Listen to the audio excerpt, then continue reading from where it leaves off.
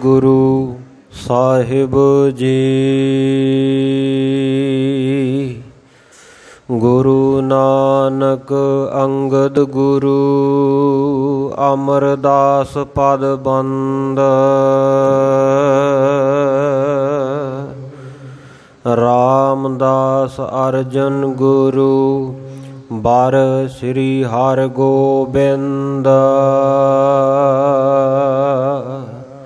हरि राय हर कृष्ण गुर तेग बहादुर चंद। दसवें गोबिंद सिंह गुर नमो चरण अरविंद। एकंकारा सतगुरु तेह प्रसाद सच होए। वाहिगुरु जी की फतेह विघ्न विनाशन सोए। श्री गुर शब्द कमाए जिन जीते पंच विकार। तिन संतन को बंदना सिर चरणन पर तार। कहाँ बुद्ध प्रभ तुच्छ हमारी बार न सकह महिमा जो तिहारी। हम ना सकत कर सिफत तुम्हारी आप लेहो तुम कथा सुधारी। सो कहो टल गुर सेविया अहनिस सहज सुभाए। दर्शन परसया गुरु का जन्म मरण दुख जाए।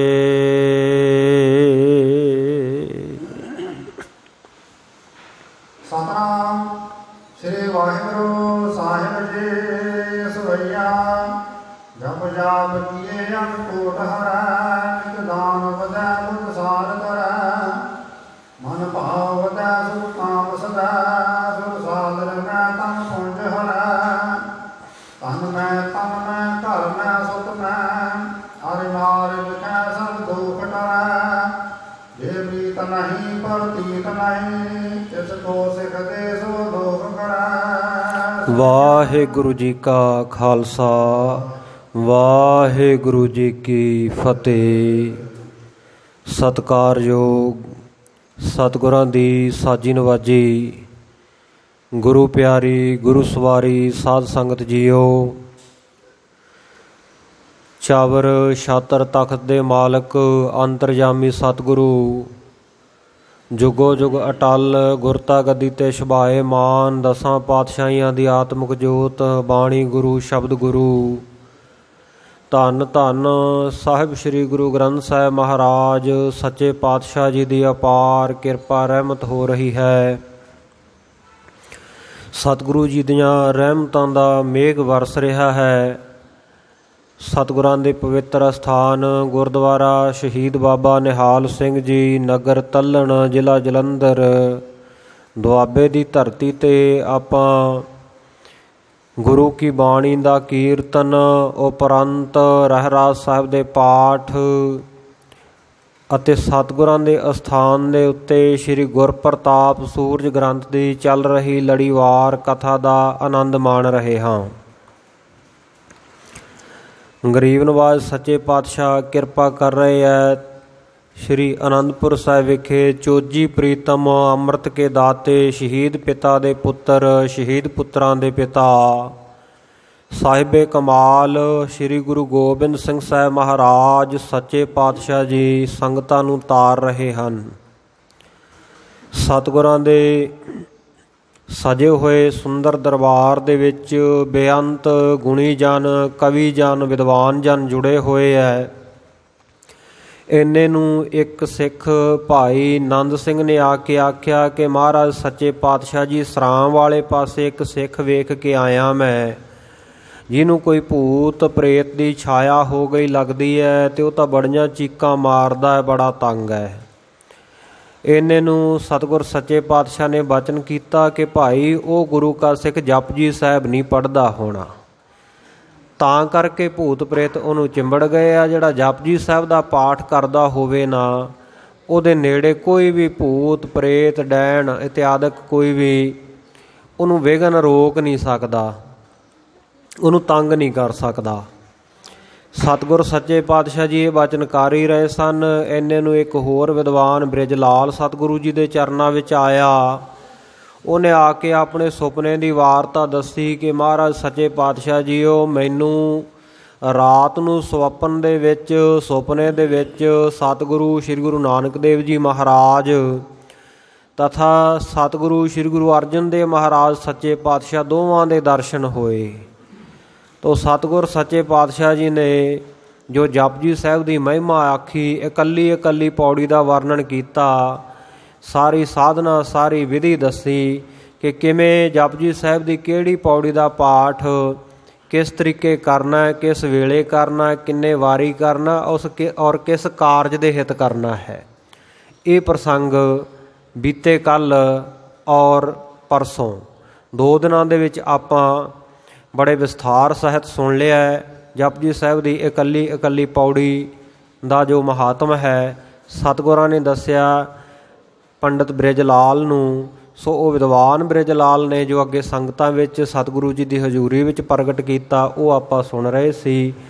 ਉਸ ਤੋਂ ਅੱਗੇ ਜੋ ਇਸੇ ਪ੍ਰਸੰਗ ਦੇ ਵਿੱਚੋਂ ਕੁਝ ਕੁ ਤੁਕਾਂ ਰਹਿ ਗਈਆਂ ਸਨ, ਅੱਗੇ ਜਿਵੇਂ ਆ ਰਹੀਆਂ ਹਨ, ਬੜੇ ਪਿਆਰ ਦੇ ਨਾਲ ਸਰਵਣ ਕਰੀਏ ਜੀ। ਸਤਿਨਾਮ ਸ੍ਰੀ ਵਾਹਿਗੁਰੂ ਸਾਹਿਬ ਜੀ ਸਵਈਆ ਜਪ ਜਾਪ ਕੀਏ ਅਨ ਕੋਟ ਹਰੈ ਨਿਤ ਦਾਨ ਵਦੈ ਬੁੱਧ ਸਾਰ ਕਰੈ। ਹਾਂ, ਸਤਿਗੁਰੂ ਸੱਚੇ ਪਾਤਸ਼ਾਹ ਜੀ ਦਾ ਇਹ ਭਾਵਨਾ ਵਾਲਾ ਗੁਰਸਿੱਖ ਵਿਦਵਾਨ ਬ੍ਰਿਜ ਲਾਲ ਜੋ ਸਤਿਗੁਰੂ ਜੀ ਦਾ ਹਜ਼ੂਰੀ ਕਵੀ ਵੀ ਸੀ, ਉਹ ਦੱਸ ਰਹੇ ਆ ਕਿ ਮੈਨੂੰ ਸੁਪਨੇ ਦੇ ਵਿੱਚ ਸਤਿਗੁਰੂ ਗੁਰੂ ਅਰਜਨ ਦੇਵ ਮਹਾਰਾਜ ਸੱਚੇ ਪਾਤਸ਼ਾਹ ਤਥਾ ਸਤਿਗੁਰੂ ਸ੍ਰੀ ਗੁਰੂ ਨਾਨਕ ਦੇਵ ਮਹਾਰਾਜ ਸੱਚੇ ਪਾਤਸ਼ਾਹ ਜੀ ਜਪਜੀ ਸਾਹਿਬ ਦੀਆਂ ਇਹਨਾਂ ਸਾਰੀਆਂ ਪੌੜੀਆਂ ਦਾ ਮਹਾਤਮ ਦੱਸ ਕੇ ਕਿ ਐਂ ਵਿਧੀ ਪੂਰਵਕ ਜਿਸ ਜਿਸ ਕਾਰਜ ਦੇ ਵਾਸਤੇ ਤੁਸੀਂ ਇਹ ਪਾਠ ਕਰਨਾ, ਗੁਰੂ ਕੇ ਸਿੱਖ ਨੂੰ ਕਰਨਾ ਚਾਹੀਦਾ ਹੈ। ਔਰ ਜਪ ਜਾਪ ਕੀਏ ਅਗ ਕੋਟ ਹਰੈ। ਫਿਰ ਅੱਗੇ ਹੋਰ ਮਹਾਨਤਾ ਦੱਸਦੇ ਆ ਕਿ ਜਪਜੀ ਸਾਹਿਬ ਦਾ ਪਾਠ ਕਰਨ ਦੇ ਨਾਲ ਪ੍ਰਾਪਤੀ ਕੀ ਹੁੰਦੀ ਹੈ। ਕਿਉਂਕਿ ਬਹੁਤੀ ਸਾਡੀ ਦਸ਼ਾ ਇਹ ਹੈ, ਅਸੀਂ ਦੁਨਿਆਵੀ ਲੋਕ ਹਾਂ ਅਤੇ ਸਾਡੀ ਮਨੋਦਸ਼ਾ ਐਸੀ ਬਣ ਚੁੱਕੀ ਹੈ ਕਿ ਜਦੋਂ ਵੀ ਅਸੀਂ ਕੋਈ ਕਾਰਜ ਕਰੀਏ, ਚਾਹੇ ਉਹ ਧਰਮ ਦਾ ਕਾਰਜ ਹੀ ਕਰਨਾ ਹੋਵੇ, ਪਹਿਲਾਂ ਆਪਾਂ ਉਹਦੇ ਵਿੱਚੋਂ ਇਹ ਪੁੱਛਦੇ ਹਾਂ, ਇਹ ਸਵਾਲ ਸਾਡੇ ਜ਼ਿਹਨ ਦੇ ਵਿੱਚ ਆਉਂਦਾ ਹੈ ਕਿ ਇਹਦੇ ਵਿੱਚੋਂ ਫਾਇਦਾ ਕੀ ਹੋਵੇਗਾ। ਕਿਉਂਕਿ ਫਾਇਦੇ ਨੁਕਸਾਨ ਵਾਲੀ ਬਿਰਤੀ ਸਾਡੀ ਬਣੀ ਹੋਈ ਹੈ। ਅਤੇ ਸਤਿਗੁਰੂ ਜੀ ਕਹਿੰਦੇ ਜੇ ਪੁੱਛਦੇ ਹੋ ਵੀ ਜਪਜੀ ਸਾਹਿਬ ਦਾ ਪਾਠ ਕਰਨ ਦੇ ਨਾਲ ਫਾਇਦਾ ਕੀ ਹੋਵੇਗਾ, ਪ੍ਰਾਪਤੀ ਕੀ ਹੋਵੇਗੀ, ਲਾਭ ਕੀ ਹੋਵੇਗਾ, ਤਾਂ ਸਤਿਗੁਰ ਸੱਚੇ ਪਾਤਸ਼ਾਹ ਕਹਿੰਦੇ ਜਪ ਜਾਪ ਕੀਏ ਅਗ ਕੋਟ ਹਰੈ। ਅਗ ਨਾਮ ਹੈ ਪਾਪਾਂ ਦਾ ਅਤੇ ਕੋਟ ਨਾਮ ਹੈ ਕਰੋੜਾਂ ਦਾ।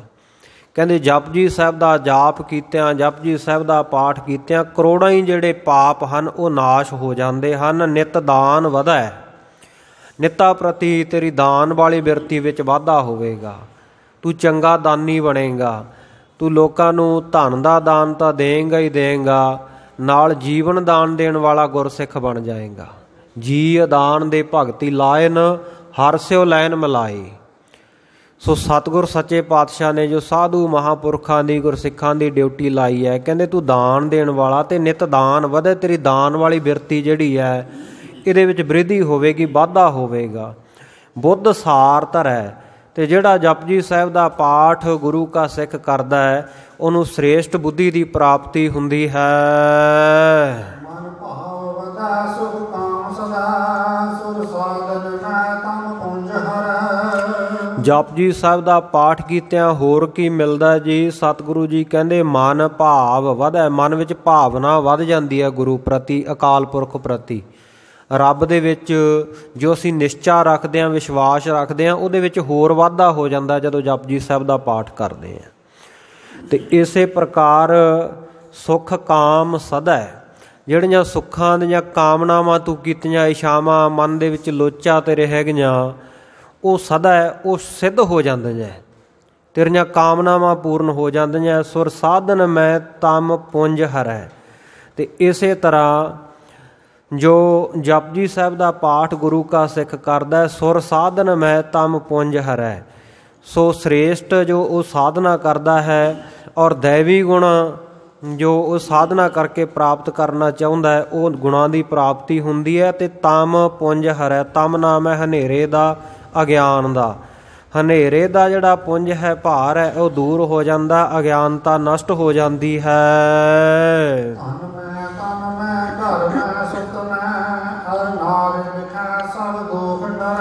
ਹਾਂ, ਕਹਿੰਦੇ ਧਨ ਦੇ ਵਿੱਚ ਵੀ ਵਾਧਾ ਹੁੰਦਾ ਹੈ ਅਤੇ ਤਨ ਦੇ ਵਿੱਚ ਵੀ ਚੰਗੀ ਅਰੋਗਤਾ ਬਣੀ ਰਹਿੰਦੀ ਹੈ, ਕੋਈ ਬਿਮਾਰੀ ਨਹੀਂ ਲੱਗਦੀ। ਘਰ ਮੈਂ ਸੁੱਤ ਮੈਂ, ਅਤੇ ਇਸੇ ਤਰ੍ਹਾਂ ਘਰ ਦੇ ਵਿੱਚ ਸੁੱਖ ਸ਼ਾਂਤੀ ਰਹਿੰਦੀ ਹੈ।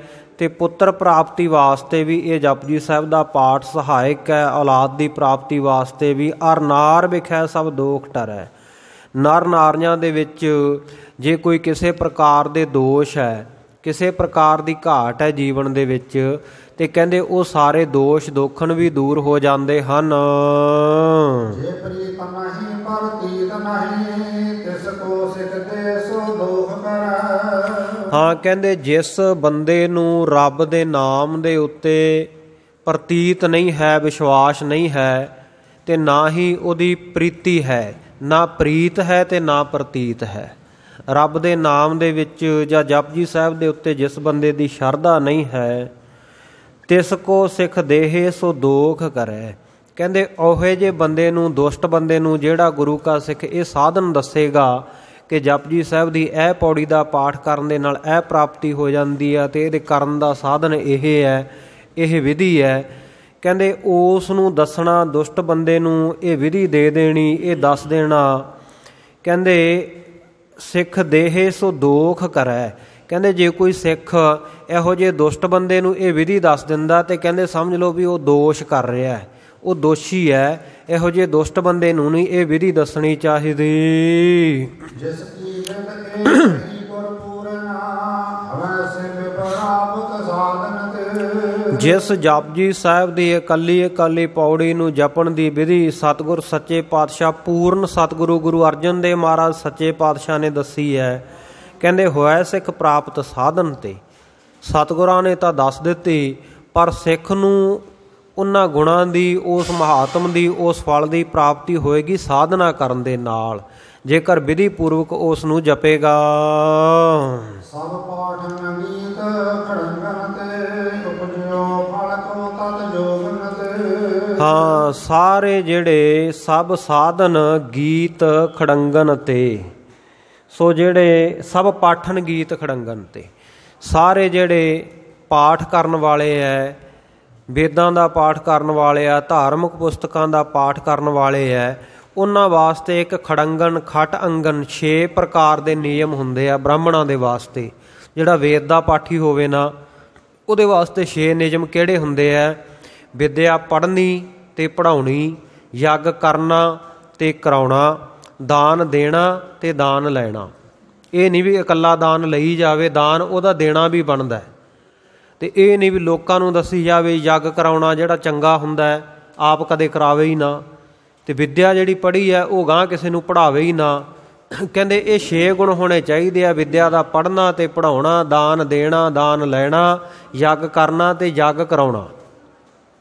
ਇਹ 6 ਚੀਜ਼ਾਂ ਹੋਣਗੀਆਂ। ਕਹਿੰਦੇ ਜਿਸ ਵੇਦ ਪਾਠੀ ਦੇ ਕੋਲ ਇਹ 6 ਗੁਣ ਹੁੰਦੇ ਆ, ਉਪਜਿਓ ਫਲ ਕੋ ਤਤ ਜੋਗਨ ਤੇ। ਕਹਿੰਦੇ ਉਹਨੂੰ ਫਲ ਦੀ ਪ੍ਰਾਪਤੀ ਹੁੰਦੀ ਹੈ ਤਤ ਯੋਗ ਦੀ, ਵਾਹਿਗੁਰੂ ਪਰਮੇਸ਼ਰ ਮੂਲ ਦੇ ਨਾਲ ਜੁੜਨ ਦੀ ਉਹਨੂੰ ਪ੍ਰਾਪਤੀ ਹੋ ਜਾਂਦੀ ਹੈ, ਤਤ ਨੂੰ ਉਹ ਪ੍ਰਾਪਤ ਕਰ ਲੈਂਦਾ ਹੈ। ਸੋ ਇਹ ਤਾਂ ਹੈ ਸਿਧਾਂਤ ਵੇਦ ਪਾਠੀਆਂ ਵਾਸਤੇ। ਅਤੇ ਜਿਹੜੇ ਸਾਡੇ ਪਾਠੀ ਹੈ ਗੁਰੂ ਗ੍ਰੰਥ ਸਾਹਿਬ ਮਹਾਰਾਜ ਸੱਚੇ ਪਾਤਸ਼ਾਹ ਦੇ, ਜਾਂ ਜਿਹੜੇ ਕਥਾਵਾਚਕ ਹੈ, ਜਿਹੜੇ ਰਾਗੀ ਹੈ, ਰਾਗ ਵਿਦਿਆ ਗਾਇਨ ਕਰਦੇ ਆ, ਗੁਰੂ ਕੀ ਬਾਣੀ ਨੂੰ ਰਾਗਾਂ ਦੇ ਵਿੱਚ ਸੁੰਦਰ ਸੋਹਣਾ ਮਨਮੋਹਕ ਕੀਰਤਨ ਕਰਦੇ ਹੈ, ਅਤੇ ਜਾਂ ਸੂਰਮਿਆਂ ਦੀਆਂ ਵਾਰਾਂ ਗਾਉਣ ਵਾਲੇ ਢਾਡੀ ਸਿੰਘ ਹੈ। ਅਤੇ ਜੇ ਉਹਨਾਂ ਵੇਦਾਂ ਦੇ ਧਰਮ ਪੁਸਤਕਾਂ ਦੇ ਪਾਠੀਆਂ ਲਈ ਇਹ ਨਿਯਮ ਹੈ, ਅਤੇ ਇਹ ਨਿਯਮ ਸਾਡੇ ਲਈ ਵੀ ਹੈ। ਸੋ ਇਹ ਨਹੀਂ ਕਿ ਸਿਰਫ ਵਿਦਿਆ ਆਪ ਪੜ੍ਹ ਲਈ ਅਤੇ ਉਹਨੂੰ ਆਪਣੇ ਤੱਕ ਸੀਮਤ ਰੱਖ ਲਿਆ। ਗੁਰੂ ਕਾ ਸਿੱਖ ਵੀ ਵਿਦਿਆ ਪੜ੍ਹੇ ਅਤੇ ਅੱਗੇ ਵਿਦਿਆ ਨੂੰ ਪੜ੍ਹਾਵੇ। ਇਸੇ ਤਰ੍ਹਾਂ ਗੁਰਬਾਣੀ ਦਾ ਸਹਿਜ ਪਾਠ, ਅਖੰਡ ਪਾਠ, ਗੁਰੂ ਕਾ ਲੰਗਰ ਆਪ ਕਰੇ ਅਤੇ ਲੋਕਾਂ ਨੂੰ ਕਰਨ ਦੀ ਪ੍ਰੇਰਨਾ ਵੀ ਦੇਵੇ, ਉਹਨਾਂ ਤੋਂ ਕਰਾਵੇ ਵੀ। ਅਤੇ ਇਸੇ ਪ੍ਰਕਾਰ ਦਾਨ ਦੇਵੇ ਵੀ ਅਤੇ ਦਾਨ ਲਵੇ ਵੀ। ਜਿੱਥੇ ਕੋਈ ਸ਼ਰਧਾ ਭਾਵਨਾ ਦੇ ਨਾਲ ਯਥਾ ਸ਼ਕਤ ਭੇਟਾ ਅਰਪਣ ਕਰਦਾ ਗੁਰੂ ਕਾ ਸਿੱਖ ਜਾਣ ਕੇ, ਉੱਥੇ ਉਹ ਭੇਟਾ ਲੈ ਲੈਣੀ ਚਾਹੀਦੀ ਹੈ। ਅਤੇ ਜਿੱਥੇ ਕੋਈ ਉਹਨੂੰ ਲੋੜਵੰਦ ਮਿਲੇ ਵੀ ਇਹਦੀ ਸਹਾਇਤਾ ਦੀ, ਇਹਦੀ ਮਦਦ ਦੀ ਲੋੜ ਹੈ, ਉੱਥੇ ਦਾਨ ਦੇਣਾ ਚਾਹੀਦਾ। ਇਹ 6 ਜਿਹੜੇ ਗੁਣ ਹੈ ਗੁਰੂ ਕੇ ਹਰ ਇੱਕ ਸਿੱਖ ਦੇ ਵਿੱਚ ਹੋਣੇ ਚਾਹੀਦੇ ਹੈ। ਸੋ ਇਸ ਪ੍ਰਕਾਰ ਕਹਿੰਦੇ ਜਪਜੀ ਸਾਹਿਬ ਦਾ ਪਾਠ ਜਿਹੜਾ ਕਰੇਗਾ, ਗੁਰੂ ਕੀ ਬਾਣੀ ਦਾ ਜਿਹੜਾ ਪਾਠੀ ਹੋਏਗਾ, ਢਾਡੀ ਹੋਏਗਾ, ਰਾਗੀ ਹੋਏਗਾ, ਕਵੀਸ਼ਰ ਹੋਏਗਾ, ਕਥਾਵਾਚਕ ਹੋਏਗਾ ਜਾਂ ਆਮ ਸਿੱਖ ਹੋਵੇਗਾ, ਕਿਉਂਕਿ ਸਤਿਗੁਰਾਂ ਨੇ ਜੋ ਸਿਧਾਂਤ ਦਿੱਤੇ ਆ ਉਹ ਸਾਰਿਆਂ ਨੂੰ ਇੱਕੋ ਜਿਹੇ ਦਿੱਤੇ ਆ। ਇਹ ਨਹੀਂ ਕਿ ਜੇ ਮੈਂ ਸਟੇਜ ਦੇ ਉੱਤੇ ਬੈਠ ਕੇ ਤੁਹਾਨੂੰ ਕਥਾ ਸੁਣਾ ਰਿਹਾ ਅਤੇ ਮੈਂ ਤੁਹਾਡੇ ਤੋਂ ਕੋਈ ਵੱਡਾ ਅਤੇ ਤੁਸੀਂ ਛੋਟੇ ਹੋ ਗਏ, ਨਹੀਂ, ਸਤਿਗੁਰ ਨੇ ਸਾਰਿਆਂ ਨੂੰ ਬਰਾਬਰ ਦੱਸਿਆ। ਇਹ ਸਤਿਕਾਰ ਵਜੋਂ ਹੀ ਉੱਚੀ ਜਗ੍ਹਾ 'ਤੇ ਬਿਠਾਇਆ ਜਾਂਦਾ, ਕਿਉਂਕਿ ਗੁਰੂ ਕੀ ਬਾਣੀ ਦੀ ਗੱਲ ਕਰਨੀ ਹੁੰਦੀ ਹੈ, ਗੁਰੂ ਕੀ ਕਥਾ ਕਹਾਣੀ ਸੁਣਾਉਣੀ ਹੁੰਦੀ ਹੈ, ਗੁਰੂ ਕਾ ਕੀਰਤਨ ਕਰਨਾ ਹੁੰਦਾ ਹੈ, ਗੁਰੂ ਕੀ ਬਾਣੀ ਦਾ ਪਾਠ ਕਰਨਾ ਹੁੰਦਾ ਹੈ, ਗੁਰੂ ਕੇ ਇਤਿਹਾਸ ਦਾ ਜਸ ਗਾਇਨ ਕਰਨਾ ਹੁੰਦਾ ਯੋਧਿਆਂ ਦਾ। ਇਸ ਕਰਕੇ ਸਟੇਜ ਉਸ ਵੇਲੇ ਦਿੱਤੀ ਜਾਂਦੀ ਹੈ, ਬਾਅਦ ਵਿੱਚ ਆਪਾਂ ਸਾਰੇ ਇੱਕੋ ਜਿਹੇ ਬਰਾਬਰ ਹੈ। ਸਤਿਗੁਰ ਨੇ ਕੋਈ ਵੱਡਾ ਛੋਟਾ ਸਿੱਖ ਨਹੀਂ ਬਣਾਇਆ, ਸਾਰਿਆਂ ਦੀ ਪਦਵੀ ਇੱਕੋ ਜਿਹੀ ਹੈ, ਸਾਰੇ ਗੁਰੂ ਕੇ ਸਿੱਖ ਹੈ, ਸਾਰੇ ਗੁਰੂ ਕੇ ਖਾਲਸੇ ਹੈ। ਸੋ ਨਿਯਮ ਵੀ ਸਾਰਿਆਂ ਵਾਸਤੇ ਇੱਕੋ ਜਿਹੇ ਬੰਨੇ ਹੈ। ਕਹਿੰਦੇ ਜਿਹੜਾ ਜਪਜੀ ਸਾਹਿਬ ਦਾ ਪਾਠੀ ਹੋਏਗਾ ਉਹਦੇ ਵਿੱਚ ਵੀ ਇਹ 6 ਗੁਣ ਹੋਣ, ਉਹ ਵਿਦਿਆ ਪੜ੍ਹੇ ਪੜ੍ਹਾਵੇ। ਸੋ ਪਰ ਹੁੰਦਾ ਬਹੁਤ ਘੱਟ ਹੈ, ਕਿਉਂਕਿ ਜਿਹੜਾ ਮੁੱਖ ਤੋਂ ਉਪਦੇਸ਼ ਬਹੁਤਾ ਜ਼ਿਆਦਾ ਕੀਤਾ ਜਾਂਦਾ ਹੈ ਅਤੇ ਆਪ ਮੰਨਣ ਵੇਲੇ ਉਹ ਬਹੁਤ ਵਿਰਲੇ ਆ ਜਿਨ੍ਹਾਂ ਦੇ ਉੱਤੇ ਗੁਰੂ ਦੀ ਕਿਰਪਾ ਹੁੰਦੀ ਹੈ। ਨਹੀਂ ਤਾਂ ਆਪਾਂ ਵੇਖਦੇ ਹੀ ਹੈ ਵੀ ਕਿੰਨੇ ਕੁ ਪਾਠੀ ਸਿੰਘ ਆਪਣੇ ਘਰਾਂ ਦੇ ਵਿੱਚ ਪਾਠ ਕਰਵਾਉਂਦੇ ਹੋਣਗੇ, ਕਿੰਨੇ ਕੁ। ਹਾਂ ਠੀਕ ਹੈ ਵੀ ਜਦੋਂ ਕੋਈ ਬਜ਼ੁਰਗ ਚੜ੍ਹਾਈ ਕਰ ਗਿਆ ਜਾਂ ਲੜਕੇ ਲੜਕੀ ਦਾ ਆਨੰਦ ਕਾਰਜ ਹੈ, ਉਦੋਂ ਤਾਂ ਚਲੋ ਖੈਰ ਉਹ ਰਸਮੋ ਰਸਮੀ ਸਾਰਿਆਂ ਨੇ ਕਰਾਉਣਾ ਹੀ ਹੁੰਦਾ। ਪਰ ਉੱਦਾਂ ਜਿੱਦਾਂ ਲੋਕਾਂ ਨੂੰ ਜਿਹੜਾ ਉਪਦੇਸ਼ ਕਰਦੇ ਹਾਂ ਆਪਾਂ ਵੀ ਆਹ ਕਰਨਾ ਚਾਹੀਦਾ, ਆਹ ਕਰਨਾ ਚਾਹੀਦਾ, ਸਤਿਗੁਰ ਸੱਚੇ ਪਾਤਸ਼ਾਹ ਕਹਿੰਦੇ ਇਕੱਲਾ ਉਪਦੇਸ਼ਕ ਨਾ ਬਣ, ਉਹਨੂੰ ਕਮਾਉਣ ਵਾਲਾ ਵੀ ਬਣ। ਇੱਥੇ ਇਹ ਭਾਵ ਹੈ, ਕਹਿੰਦੇ ਜਿਹੜਾ ਉਪਦੇਸ਼ ਲੋਕਾਂ ਨੂੰ ਦੇਵੇਂ ਉਹੀ ਤੂੰ ਆਪ ਕਮਾਵੇਂ। ਇਸ ਪ੍ਰਕਾਰ ਕਹਿੰਦੇ ਜਦੋਂ ਇਹ 6 ਗੁਣਾਂ ਦੇ ਸਹਿਤ ਤੂੰ ਪਾਠ ਕਰਨ ਵਾਲਾ ਹੋਏਗਾ ਅਤੇ ਉਪਜਿਓ ਫਲ ਕੋ ਤਤ ਜੋਗਨ, ਤੇ ਫਿਰ ਕਹਿੰਦੇ ਜਿਹੜਾ ਫਲ ਪ੍ਰਾਪਤ ਹੋਏਗਾ ਉਹ ਤੈਨੂੰ ਤਤ ਯੋਗ ਦੇ ਨਾਲ, ਉਹ ਵਾਹਿਗੁਰੂ ਦੇ ਨਾਲ, ਤਤ ਦੇ ਨਾਲ, ਮੂਲ ਦੇ ਨਾਲ ਜੋੜ ਦੇਵੇਗਾ। ਤਿਮ ਸਾਧਨ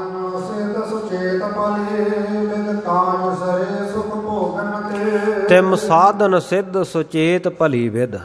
ਕਹਿੰਦੇ ਇਸ ਪ੍ਰਕਾਰ ਜਿਹੜੇ ਇਹ ਸਾਧਨ ਕਰਨੇ ਹੈ, ਸੋ ਸਾਧਨਾਂ ਨੂੰ ਸਿੱਧ ਕਰਨਾ ਹੈ, ਇਹਨੂੰ ਸੁਚੇਤ ਹੋ ਕੇ, ਅਲਰਟ ਹੋ ਕੇ, ਬੜੇ ਧਿਆਨ ਪੂਰਵਕ ਔਰ ਭਲੀ ਵਿਧੀ ਦੇ ਨਾਲ ਜਿਸ ਵੇਲੇ ਕਰੇਂਗਾ, ਕਾਜ ਸਾਰੇ ਸੁਖ ਭੋਗਨ, ਤੇ ਫਿਰ ਸਾਰੇ ਤੇਰੇ ਜਿਹੜੇ ਕਾਜ ਆ ਉਹ ਸਵਰ ਜਾਣਗੇ, ਸਾਰੇ ਕੰਮ ਰਾਸ ਆ ਜਾਣਗੇ ਤੇ ਸੁੱਖ ਭੋਗਨ ਤੇ ਤੂੰ ਸੁੱਖਾਂ ਨੂੰ ਭੋਗਣ ਵਾਲਾ ਭੁਗਤਾ ਬਣ ਜਾਏਗਾ। ਸਭ ਸਿੱਧ ਕੀਏ ਗੁਰ ਭੇਟ ਦੀਏ, ਬੀਜ ਤਰੇ ਗੁਰ ਬੋਧਨ ਤੇ।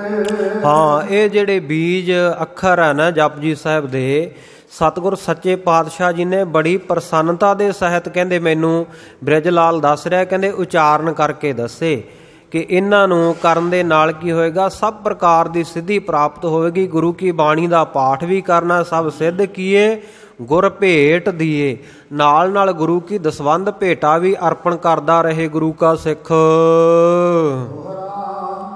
ਗੁਰੂ ਨਾਨਕ ਕਰਣਾ ਕਰੀ ਪੰਥ ਬਤਾਇਓ ਸਿੱਖ। ਗੁਰੂ ਨਾਨਕ ਦੇ ਮਹਾਰਾਜ ਸੱਚੇ ਪਾਤਸ਼ਾਹ ਨੇ ਕਰੁਣਾ ਕਰ ਦਿੱਤੀ, ਕਿਰਪਾ ਕਰ ਦਿੱਤੀ, ਤਰਸ ਕਰਿਆ, ਦਇਆ ਕੀਤੀ, ਪੰਥ ਬਤਾਇਓ ਸਿੱਖ। ਸਿੱਖਾਂ ਨੂੰ ਇਹ ਬਹੁਤ ਵਧੀਆ ਪੰਥ, ਬਹੁਤ ਵਧੀਆ ਰਸਤਾ ਦੱਸਿਆ ਹੈ।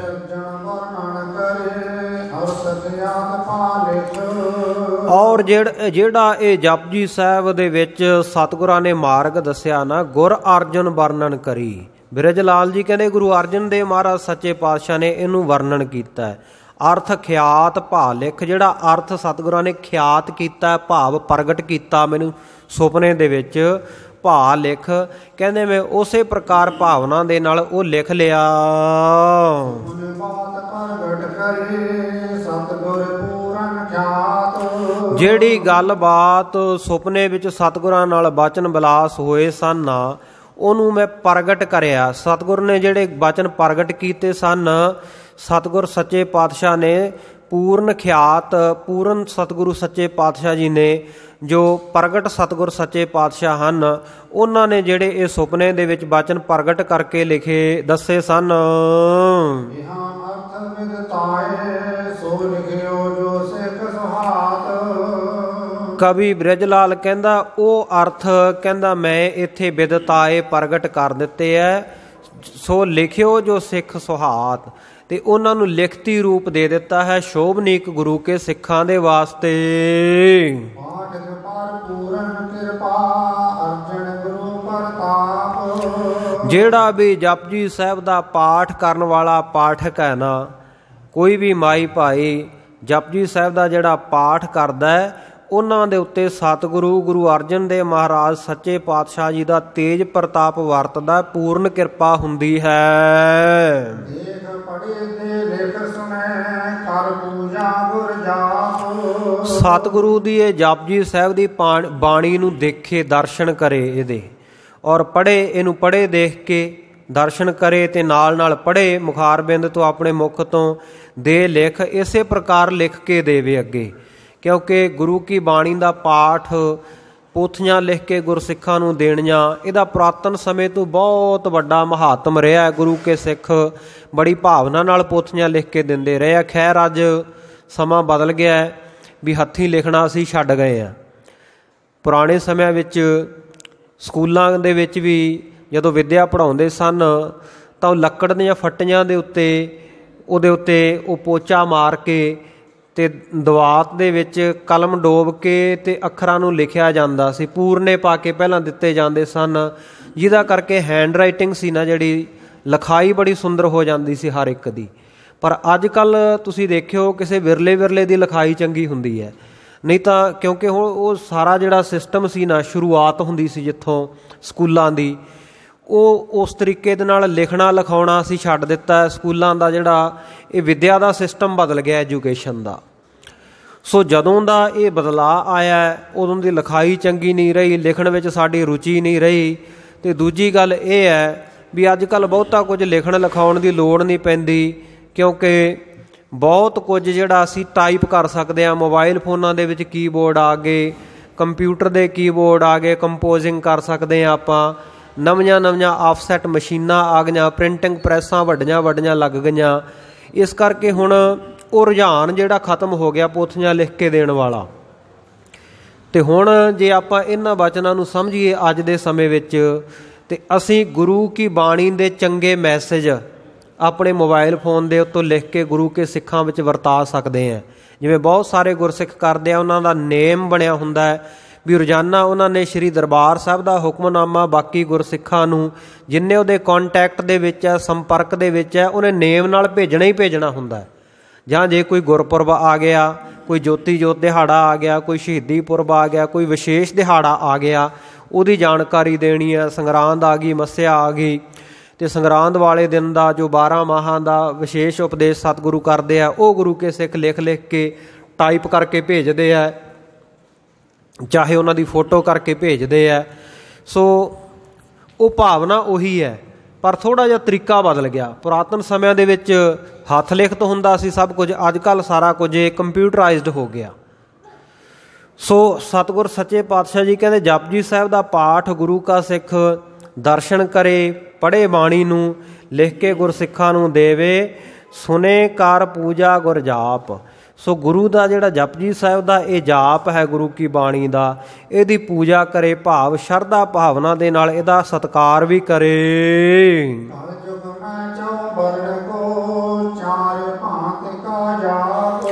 ਸਤਿਗੁਰ ਸੱਚੇ ਪਾਤਸ਼ਾਹ ਜੀ ਕਹਿੰਦੇ ਕਲਯੁਗ ਦੇ ਸਮੇਂ ਦੇ ਵਿੱਚ ਚੌਹਾਂ ਵਰਨਾਂ ਵਾਸਤੇ 4 ਭਾਂਤ ਦਾ ਜਾਪ ਧਰਮ ਗ੍ਰੰਥਾਂ ਵਿੱਚ ਲਿਖਿਆ ਹੈ।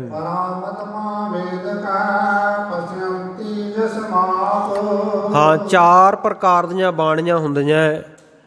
ਇੱਕ ਹੈ ਪਰਾ ਬਾਣੀ, ਇੱਕ ਹੈ ਮੱਧਮਾ ਬਾਣੀ, ਇੱਕ ਹੈ ਪਸਯੰਤੀ ਬਾਣੀ। ਸੋ 3 ਪ੍ਰਕਾਰ ਦਾ ਇਸ ਪੰਕਤੀ ਦੇ ਵਿੱਚ ਵਰਣਨ ਕੀਤਾ ਹੈ। ਬੈਖਰੀ ਚਾਰੇ ਥਾਨ ਮੈਂ ਤਨ ਮੈਂ ਕਰ ਕੋ ਵਾਸ। ਤੇ ਚੌਥੀ ਹੈਗੀ ਹੈ ਜੀ ਬੈਖਰੀ ਬਾਣੀ। ਤੇ ਇਹ ਚਾਰੇ ਜਿਹੜੀਆਂ ਬਾਣੀਆਂ, ਪਰਾ ਬਾਣੀ, ਮਧਮਾ ਬਾਣੀ, ਪਸਯੰਤੀ ਬਾਣੀ ਤੇ ਬੈਖਰੀ ਬਾਣੀ, ਇਹ 4 ਅਸਥਾਨਾਂ ਦੇ ਉੱਤੇ ਤਨ ਦੇ ਵਿੱਚ, ਸਰੀਰ ਦੇ ਵਿੱਚ ਵਾਸ ਕਰਦੀਆਂ ਹਨ। ਪ੍ਰਗਟ ਹੋਤ ਮੁਖ ਮੈਂ ਵਸੈ ਸਭ ਨਰ ਕਰਤ ਪ੍ਰਕਾਸ਼। ਹਾਂ, ਤੇ ਜਦੋਂ ਕਹਿੰਦੇ ਇਹ ਬਾਕੀ ਦੀਆਂ 3 ਬਾਣੀਆਂ ਪ੍ਰਗਟ ਹੁੰਦੀਆਂ ਤੇ ਇਹ ਆ ਕੇ ਮੁੱਖ ਵਿੱਚ ਵਸਦੀਆਂ ਤੇ ਸਭ ਨਰ ਕਰਤ ਪ੍ਰਕਾਸ਼। ਫਿਰ ਸਾਰੇ ਲੋਕ ਜਿਹੜੇ ਐ ਬੈਖਰੀ ਬਾਣੀ ਦੁਆਰਾ ਬੋਲ ਕੇ ਆਪਣੇ ਬਚਨਾਂ ਨੂੰ ਪ੍ਰਕਾਸ਼ ਕਰਦੇ ਆ, ਪ੍ਰਗਟ ਕਰਦੇ ਆ ਆਪਣੇ ਬੋਲਾਂ ਨੂੰ। ਨਾਭੀ ਪਾਲੀ ਹਿਰਦੇ ਦੋਏ ਕੰਠ ਤ੍ਰਿਤੇ ਮੁਖ ਬੋਲਾ। ਹਾਂ, ਕਹਿੰਦੇ ਜਿਹੜੀ ਜ਼ੁਬਾਨ ਤੋਂ ਬੋਲਦੇ ਆ ਨਾ ਆਪਾਂ, ਜਿਵੇਂ ਹੁਣ ਮੈਂ ਬੋਲ ਰਿਹਾ ਜਾਂ ਤੁਸੀਂ ਬੋਲਦੇ ਹੋ, ਤੇ ਇਹ ਹੈਗੀ ਹੈ ਜੀ ਬੈਖਰੀ ਬਾਣੀ। ਜ਼ੁਬਾਨ ਤੋਂ ਬੋਲ ਕੇ ਦੱਸਣਾ, ਇਹਨੂੰ ਕਿਹਾ ਜਾਂਦਾ ਬੈਖਰੀ ਬਾਣੀ। ਚਾਰੇ ਖਾਣੀ ਚਾਰੇ ਬਾਣੀ ਆਉਂਦਾ ਨਾ ਵਰਣਨ। ਇਹ 4 ਬਾਣੀਆਂ ਜਾਂ 4 ਪ੍ਰਕਾਰ ਦੇ ਬੋਲ ਕਿਹੜੇ ਹੈ, ਜਿਹੜਾ ਬੋਲ ਕੇ ਆਪਾਂ ਜ਼ੁਬਾਨ ਦੇ ਨਾਲ ਕਹਿ ਰਹੇ ਹਾਂ, ਇਹ ਹੈਗੀ ਹੈ ਜੀ ਬੈਖਰੀ ਬਾਣੀ। ਤੇ ਨਾਭੀ ਪਹਿਲੀ ਬਾਣੀ ਦਾ ਭਾਵ ਪਰਾ ਬਾਣੀ ਦਾ ਨਿਵਾਸ ਕਿੱਥੇ ਹੈ? ਸਾਡੀ ਨਾਭੀ ਵਿੱਚ, ਸਾਡੀ ਧੁਨੀ ਤੋਂ, ਜਿੱਥੋਂ ਆਵਾਜ਼ ਕੰਪਨ ਕਰਕੇ ਉੱਠਦੀ ਹੈ, ਜਿੱਥੋਂ ਧੁਨ ਬਣਦੀ ਹੈ, ਉੱਥੋਂ ਧੁਨ ਉੱਠਦੀ ਹੈ, ਤਾਂ ਕਰਕੇ ਇਹਨੂੰ ਧੁਨੀ ਕਿਹਾ ਜਾਂਦਾ ਹੈ, ਨਾਭੀ ਨੂੰ। ਸੋ ਜਿਹੜਾ ਪਹਿਲਾ ਅਸਥਾਨ ਹੈ ਬਾਣੀ ਦਾ, ਬੋਲਾਂ ਦਾ, ਕਹਿੰਦੇ ਇਹ ਹੈਗਾ ਨਾਭੀ ਦੇ ਵਿੱਚ, ਜਿਹਨੂੰ ਪਰਾ ਬਾਣੀ ਕਿਹਾ ਜਾਂਦਾ ਹੈ। ਤੇ ਦੂਸਰਾ ਹੈਗਾ ਹਿਰਦੇ ਦੋਏ, ਦੂਜਾ ਹੈਗਾ ਹਿਰਦੇ ਦੇ ਵਿੱਚ, ਜਿਹਨੂੰ ਕਿਹਾ ਜਾਂਦਾ ਮਧਮਾ ਬਾਣੀ। ਤੇ ਜਦੋਂ ਇਹੀ ਬਾਣੀ, ਇਹੀ ਬੋਲ ਸਾਡੇ ਕੰਠ ਦੇ ਵਿੱਚੋਂ ਨਿਕਲਦੇ ਆ ਤਾਂ ਇਸ ਨੂੰ ਪਸਯੰਤੀ ਬਾਣੀ ਕਿਹਾ ਜਾਂਦਾ। ਜ਼ੁਬਾਨ ਨਾ ਹਿਲਦੀ ਹੋਵੇ, ਬੁੱਲ ਬੰਦ ਹੋਣ, ਪਰ ਸਾਡੇ ਮੂੰਹ ਦੇ ਵਿੱਚੋਂ ਜਾਪ ਹੁੰਦਾ ਹੋਵੇ। ਜਿਵੇਂ ਆਪਾਂ ਵਾਹਿਗੁਰੂ ਵਾਹਿਗੁਰੂ ਦਾ ਜਾਪ ਇੱਕ ਤਾਂ ਬੋਲ ਕੇ ਕਰਦੇ ਹਾਂ, ਤਾਂ ਬੈਖਰੀ ਬਾਣੀ ਦੁਆਰਾ, ਜਿਵੇਂ ਆਪਾਂ ਕਰਾਂਗੇ ਵਾਹਿਗੁਰੂ ਵਾਹਿਗੁਰੂ ਵਾਹਿਗੁਰੂ, ਇਹ ਬੈਖਰੀ ਬਾਣੀ ਦੁਆਰਾ ਕਰ ਰਹੇ ਹਾਂ ਆਪਾਂ। ਪਰ ਜਦੋਂ ਆਵਾਜ਼ ਆ ਨਹੀਂ ਰਹੀ, ਸਿਰਫ ਗਲੇ ਦੇ ਵਿੱਚੋਂ ਹੀ ਉਹ ਚੱਲ ਰਿਹਾ ਜਾਪ, ਸਿਰਫ ਬੁੱਲ ਹਿਲ ਰਹੇ ਹੈ ਤੇ ਗਲੇ ਦੇ ਵਿੱਚੋਂ ਉਹ ਧੁਨੀ ਪੈਦਾ ਹੋ ਰਹੀ ਹੈ, ਉਹਨੂੰ ਕਿਹਾ ਜਾਵੇਗਾ, ਇਹ ਗੁਰਮੁਖ ਪਿਆਰਿਓ, ਉਹਨੂੰ ਕਿਹਾ ਜਾਂਦਾ ਹੈ ਪਸਯੰਤੀ ਬਾਣੀ। ਸੋ ਇਹ 4 ਪ੍ਰਕਾਰ ਦੀਆਂ ਬਾਣੀਆਂ ਹਨ। 4 ਜਗ੍ਹਾ ਨਾਭੀ ਵਿੱਚ, ਹਿਰਦੇ ਵਿੱਚ, ਕੰਠ ਵਿੱਚ ਅਤੇ ਜ਼ੁਬਾਨ ਤੇ 4 ਜਗ੍ਹਾ ਨਿਵਾਸ ਕਰਦੀਆਂ ਹਨ। ਜਿਉ ਕਿਉ ਪਟ ਫਲ ਦਿਖ ਹੋਏ ਇਹੀ ਜਾਪ ਕੋ ਮੋਹਰਾ। ਸਤਿਗੁਰ ਸੱਚੇ ਪਾਤਸ਼ਾਹ ਜੀ ਕਹਿੰਦੇ ਇਹਨਾਂ 4 ਤਰੀਕਿਆਂ ਨਾਲ, 4 ਬੋਲੀਆਂ ਵਿੱਚੋਂ, 4 ਬਾਣੀਆਂ ਦੇ ਵਿੱਚੋਂ ਜਿਹੜੇ ਵੀ ਮਰਜ਼ੀ ਤਰੀਕੇ ਦੇ ਨਾਲ, ਜਿਵੇਂ ਕਿਵੇਂ ਵੀ ਜਪਜੀ ਸਾਹਿਬ ਦਾ ਪਾਠ ਖਾਲਸਾ ਜੀ ਤੁਸੀਂ ਕਰੋਗੇ ਤੇ ਕਹਿੰਦੇ ਫਲ ਅਧਿਕ ਹੋਏ, ਬਹੁਤ ਜ਼ਿਆਦਾ ਫਲ ਦੀ ਪ੍ਰਾਪਤੀ ਹੁੰਦੀ ਹੈ। ਇਹੀ ਜਾਪ ਕੋ ਮੋਲ, ਇਹੀ ਜਪਜੀ ਸਾਹਿਬ ਦਾ ਮੂਲ ਹੈ, ਜਪਜੀ ਸਾਹਿਬ ਦੇ ਕਹਿਣ ਦਾ, ਜਪਜੀ ਸਾਹਿਬ ਨੂੰ ਪ੍ਰਗਟ ਕਰਨ ਦਾ, ਜਪਜੀ ਸਾਹਿਬ ਦੇ ਪਾਠ ਦਾ ਕਾਰਨ ਹੈ।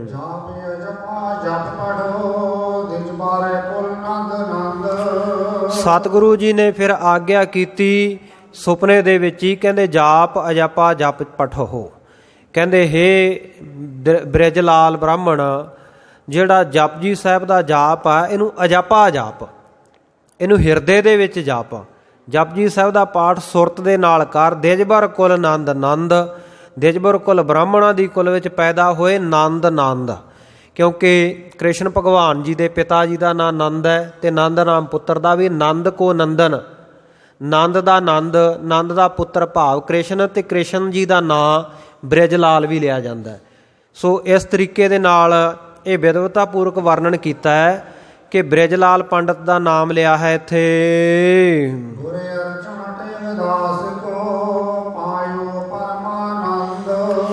ਤੇ ਇਹ ਬ੍ਰਿਜ ਲਾਲ ਕਹਿੰਦਾ ਮੈਂ ਸਤਿਗੁਰੂ ਗੁਰੂ ਅਰਜਨ ਦੇਵ ਮਹਾਰਾਜ ਸੱਚੇ ਪਾਤਸ਼ਾਹ ਜੀ ਦੇ ਚਰਨਾਂ ਵਿੱਚ ਉਹਨਾਂ ਦਾ ਦਾਸ ਬਣ ਕੇ, ਸੇਵਕ ਬਣ ਕੇ ਪਰਮ ਆਨੰਦ ਦੀ ਪ੍ਰਾਪਤੀ ਕੀਤੀ।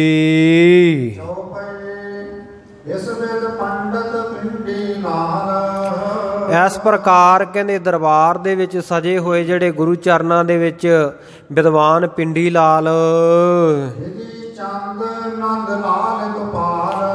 ਹਾਂ ਵਿਧੀ ਚੰਦ ਜੀ, ਇਸੇ ਤਰ੍ਹਾਂ ਨੰਦ ਲਾਲ ਜੀ ਤੇ ਗੋਪਾਲਾ ਜੀ, ਹਾਂ ਕਵੀ ਖਾਨ ਚੰਦ ਜੀ, ਕਵੀ ਆਲਮ ਸ਼ਾਹ ਜੀ, ਤੇ ਸਾਧੂ ਸੁਭਾਅ ਵਾਲੇ ਜਿਹੜੇ ਮਦਨਗਿਰ ਕਵੀ ਹੈ, ਮਦਨਗਿਰ ਸਤਿਗੁਰੂ ਜੀ ਦੇ ਵਿਦਵਾਨ ਹਨ। ਦਰਬਾਰ ਦੇ 52 ਕਵੀਆਂ ਵਿੱਚੋਂ ਇਹਨਾਂ ਜਿੰਨਾ ਸਾਰਿਆਂ ਦੇ ਨਾਂ ਲਏ ਆ, ਸੁਣ ਕੇ ਉਮਾਹੂ ਇਹਨਾਂ ਨੇ ਬੜੀ ਪ੍ਰਸੰਨਤਾ ਪ੍ਰਾਪਤ ਕੀਤੀ।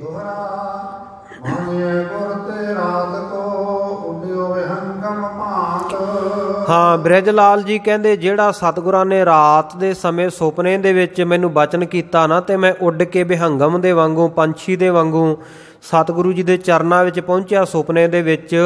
ਉਹਨਾਂ ਬਚਨਾਂ ਨੂੰ ਮੈਂ ਭਲੀ ਪ੍ਰਕਾਰ ਕਰਕੇ ਮੰਨ ਲਿਆ।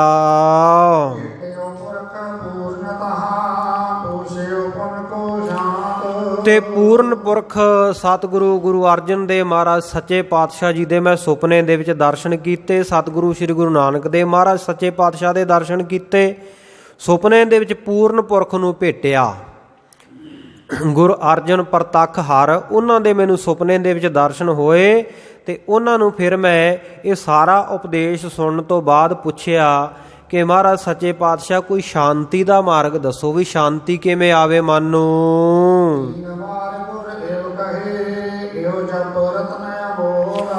ਤਾਂ ਕਹਿੰਦੇ ਮੇਰੇ ਪੁੱਛਣ ਤੇ ਸਤਿਗੁਰਾਂ ਨੇ 3 ਵਾਰ ਇਹੋ ਹੀ ਬਚਨ ਕੀਤਾ ਕਿ ਜਪਜੀ ਸਾਹਿਬ ਦਾ ਜਿਹੜਾ ਪਾਠ ਹੈ ਨਾ, ਇਹ ਅਮੋਲਕ ਰਤਨਾਂ ਦੇ ਵਾਂਗੂ ਆ, ਇਹਦਾ ਮੁੱਲ ਕੋਈ ਨਹੀਂ, ਬਹੁ ਮੁੱਲਾ ਹੈ।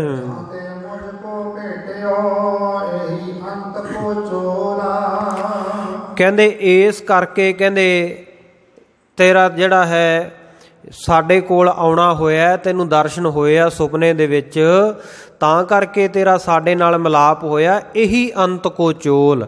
ਬ੍ਰਿਜ ਲਾਲ ਜੀ ਕਹਿੰਦੇ ਮੈਨੂੰ ਸਤਿਗੁਰਾਂ ਨੇ ਇਹ ਵੀ ਬਚਨ ਕਰ ਦਿੱਤੇ ਕਿ ਇਹ ਤੇਰਾ ਅੰਤਲਾ ਚੋਲਾ ਹੈ, ਭਾਵ ਸਰੀਰਕ ਰੂਪੀ ਚੋਲਾ ਜਿਹੜਾ ਤੇਰਾ ਅੰਤ ਵਾਰੀ ਹੈ, ਉਹ ਤੋਂ ਬਾਅਦ ਤੇਰਾ ਜਨਮ ਮਰਨ ਕੱਟਿਆ ਗਿਆ।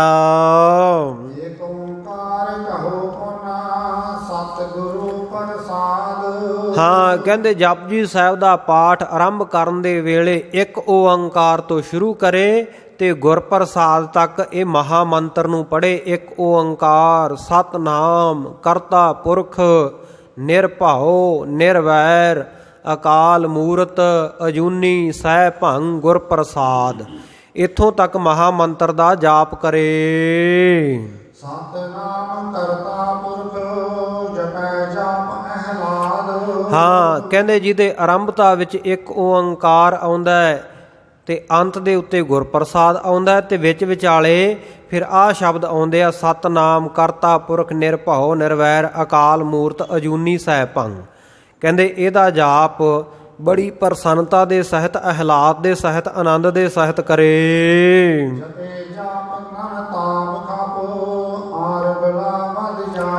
ਜਪਜੀ ਸਾਹਿਬ ਦਾ ਜਾਪ ਕਰਨ ਵਾਲੇ ਦੇ ਤਨ ਦੇ ਹਰ ਪ੍ਰਕਾਰ ਦੇ ਤਾਪ ਦੂਰ ਹੋ ਜਾਂਦੇ ਐ, ਖੱਪ ਜਾਂਦੇ ਆ, ਨਸ਼ਟ ਹੋ ਜਾਂਦੇ ਆ, ਤੇ ਆਰ ਬਲਾ ਵੱਧ ਜਾਏ, ਉਮਰ ਵੀ ਵੱਧ ਜਾਂਦੀ ਹੈ।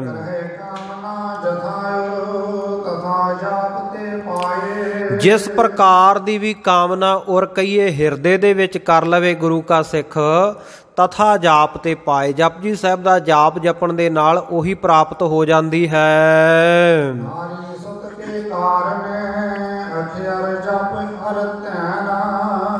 ਹਾਂ, ਕਹਿੰਦੇ ਨਾਰੀ ਸੁੰਦਰ ਜਿਹੜੀ ਘਰ ਵਾਲੀ ਆਗਿਆਕਾਰੀ, ਉਹਦੀ ਪ੍ਰਾਪਤੀ ਵਾਸਤੇ, ਪੁੱਤਰ ਪ੍ਰਾਪਤੀ ਦੇ ਵਾਸਤੇ, ਸੋ ਜਿਹੜੇ ਜਪਜੀ ਸਾਹਿਬ ਦੇ ਅੱਖਰ ਹਨ ਇਹਨਾਂ ਦਾ ਅਧਿਐਨ ਕਰੇ, ਭਾਵ ਜਪਜੀ ਸਾਹਿਬ ਦਾ ਪਾਠ ਦਾ ਬਾਰ-ਬਾਰ ਅਭਿਆਸ ਕਰੇ। ਸਕਲ ਕਾਮ ਸਾਧਨ ਸਿਧਾ ਸਾਧਕ ਸੁਖ ਭਉ ਚੈਨ। ਸਾਰੇ ਜਿਹੜੇ ਕੰਮ ਹਨ, ਸਾਰੀਆਂ ਕਾਮਨਾਵਾਂ ਹਨ, ਸੋ ਜਪਜੀ ਸਾਹਿਬ ਦਾ ਸਾਧਨ ਕੀਤਿਆਂ ਸਿੱਧ ਹੋ ਜਾਂਦੀਆਂ ਹਨ।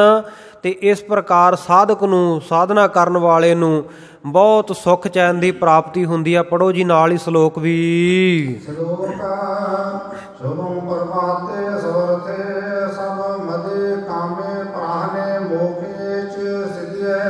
ਹਾਂ, ਸੰਸਕ੍ਰਿਤ ਦਾ ਇਹ ਸ਼ਲੋਕ ਆ ਗਿਆ। ਸੋ ਸਤਿਗੁਰ ਸੱਚੇ ਪਾਤਸ਼ਾਹ ਜੀ ਕਹਿੰਦੇ ਸ਼ੁਭੰ ਪ੍ਰਭਾਤੇ, ਕਹਿੰਦੇ ਸ਼ੁਭ ਹੈ, ਚੰਗਾ ਹੈ ਜਪਜੀ ਸਾਹਿਬ ਦਾ ਪਾਠ ਜੇ ਅੰਮ੍ਰਿਤ ਵੇਲੇ ਇਸ਼ਨਾਨ ਕਰਕੇ ਪ੍ਰਭਾਤ ਵੇਲੇ ਕੀਤਾ ਜਾਵੇ, ਤੇ ਇਹ ਕਰਨਾ ਤੇ ਕਹਿੰਦੇ ਸ਼ੁਭ ਹੈ ਹੀ ਹੈ। ਸਵਾਰਥੇ ਚ ਮੱਧੇ, ਕਹਿੰਦੇ ਜਦੋਂ ਕਿਸੇ ਸਵਾਰਥ ਵਾਸਤੇ, ਕਿਸੇ ਕਾਰਜ ਦੀ ਸਿੱਧੀ ਵਾਸਤੇ ਕਰਨਾ ਹੋਵੇ ਤੇ ਫਿਰ ਕਹਿੰਦੇ ਸਮਾਂ ਕਿਹੜਾ ਹੈ, ਕਹਿੰਦੇ ਮੱਧਿਆ ਦੁਪਹਿਰ ਨੂੰ ਕਰੇ। ਤੇ ਇਸੇ ਪ੍ਰਕਾਰ ਕਾਮੈ ਪ੍ਰਾਹਨੇ ਮੋਖੇਚ ਸਿੱਧ ਹੈ। ਤੇ ਕਹਿੰਦੇ ਜਦੋਂ ਮੁਕਤੀ ਦੀ ਪ੍ਰਾਪਤੀ ਕਰਨੀ ਹੈ, ਕਿਸੇ ਕਾਰਜ ਸਿੱਧੀ ਵਾਸਤੇ ਕਰਨਾ ਹੈ, ਤਾਂ ਫਿਰ ਕਹਿੰਦੇ ਦੁਪਹਿਰ ਢਲੀ ਤੋਂ ਬਾਅਦ ਜਪਜੀ ਸਾਹਿਬ ਦਾ ਪਾਠ ਕਰੇ। ਮੋਹਨ ਪਰਦੋਖੇ ਵਸਤਾ ਕਿਆਮੇ ਰਿਪੂਤ ਘਾਤਰ ਜਨਮ ਦਰਦ ਕੀਤੇ। ਹਾਂ, ਕਹਿੰਦੇ ਮੋਹਨ ਪਰਦੋਖੇ ਵਸਤਾ ਕਿਆਮੇ, ਕਹਿੰਦੇ ਜਦੋਂ ਤੂੰ ਲੋਕਾਂ ਨੂੰ ਆਕਰਸ਼ਿਤ ਕਰਨ ਦੇ ਲਈ, ਸਾਰੇ ਤੈਨੂੰ ਚੰਗਾ ਕਹਿਣ, ਸਾਰੇ ਤੈਨੂੰ ਚੰਗਾ ਮੰਨਣ, ਤੇਰੇ ਵੱਲ ਖਿੱਚੇ ਤੁਰੇ ਆਉਣ, ਇਸ ਵਾਸਤੇ ਕਰਨਾ ਹੋਵੇ, ਤੇ ਪਰਦੋਖੇ ਕਿਸੇ ਗੁਪਤ ਵਸਤੂ ਦੀ ਪ੍ਰਾਪਤੀ ਵਾਸਤੇ, ਪਰਦੋਖੇ ਵਸਤਾਇਕ ਯਾਮੇ, ਕਹਿੰਦੇ ਫਿਰ ਇੱਕ ਪਹਿਰ ਜਦੋਂ ਜਾਮ ਰਾਤ ਬਤੀਤ ਹੋ ਜਾਵੇ ਨਾ, ਇੱਕ ਪਹਿਰ ਰਾਤਰੀ ਬਤੀਤ ਹੋ ਜਾਵੇ, ਰਾਤ ਦਾ ਇੱਕ ਪਹਿਰ ਲੰਘਣ ਤੋਂ ਬਾਅਦ ਜਾਪ ਕਰ। ਮੁਕਤੀ ਪਾਇਣੇ ਪਹਿਰੇ ਚਸ਼ਕੇ ਸੂਰਜੋਦਿ ਚਾਕੇ ਨਾਮ ਵਿਦਿਅਮ। ਹਾਂ, ਤੇ ਨਾਲ ਕਹਿੰਦੇ ਰਿਪੂਦ ਘਾਤੇ ਰਜਨੰਗ ਅਰਧ ਬੀਤੇ, ਕਹਿੰਦੇ ਜੇਕਰ ਕੋਈ ਤੈਨੂੰ ਵੈਰੀ, ਕੋਈ ਦੁਸ਼ਟ ਤੰਗ ਕਰਦਾ, ਉਹਦਾ ਘਾਤ ਕਰਨਾ ਚਾਹੁੰਦਾ ਹੈ, ਉਹਦਾ ਖਾਤਮਾ ਕਰਨਾ ਚਾਹੁੰਦਾ ਹੈ, ਤਾਂ ਕਹਿੰਦੇ ਰਜਨੰਗ ਅਰਧ ਬੀਤੇ, ਰਜਨੀ ਨਾਮ ਹੈ ਰਾਤਰੀ ਦਾ, ਤੇ ਅਰਧ ਅੱਧੀ ਰਾਤ ਜਦੋਂ ਕਹਿੰਦੇ ਬਤੀਤ ਹੋ ਜਾਏ, ਅੱਧੀ ਰਾਤ ਨੂੰ ਫਿਰ ਤੂੰ ਜਪਜੀ ਸਾਹਿਬ ਦਾ ਪਾਠ ਕਰ। ਮੁਕਤੀ ਪਰਾਇਣੇ ਪ੍ਰਹਰੇਚ ਸ਼ੇਖੇ, ਕਹਿੰਦੇ ਜੇਕਰ ਤੂੰ ਮੁਕਤੀ ਪਰਾਇਣ ਹੈ, ਮੁਕਤੀ ਆਸ਼ਰਿਤ ਹੋਣਾ ਚਾਹੁੰਦਾ ਹੈ, ਮੁਕਤੀ ਦਾ ਆਸਰਾ ਚਾਹੁੰਦਾ, ਮੁਕਤ ਹੋਣਾ ਚਾਹੁੰਦਾ ਹੈ, ਤਾਂ ਫਿਰ ਕਹਿੰਦੇ ਪਹਿਰ ਰਾਤ ਰਹਿੰਦੀ, ਤੇ ਕਹਿੰਦੇ ਇਹ ਜਪਜੀ ਸਾਹਿਬ ਦਾ ਪਾਠ ਕਰ। ਸੂਰਦੋਏਚ ਕਿਨੇਵ ਸਿੱਧਿਅੰ, ਕਹਿੰਦੇ ਜਦੋਂ ਸੂਰਜ ਢਲਦਾ ਹੈ ਜਾਂ ਸੂਰਜ ਦਾ ਉਦੈ, ਸੂਰਜ ਦੈਚ, ਸੂਰਜ ਦਾ ਜਦੋਂ ਉਦੈ ਹੁੰਦਾ, ਸੂਰਜ ਜਦੋਂ ਚੜ੍ਹਦਾ, ਕਹਿੰਦੇ ਉਸ ਵੇਲੇ ਜਿਹੜਾ ਜਪਜੀ ਸਾਹਿਬ ਦਾ ਪਾਠ ਕਰੇ, ਤੇ ਕਹਿੰਦੇ ਕਿੰਨੈਵ ਸਿੱਧਿਅੰ, ਫਿਰ ਕੀ ਸਿੱਧੀ ਨਹੀਂ ਪ੍ਰਾਪਤ ਹੁੰਦੀ, ਭਾਵ ਸਭ ਕੁਝ ਹੀ ਪ੍ਰਾਪਤ ਹੋ ਜਾਂਦਾ ਹੈ।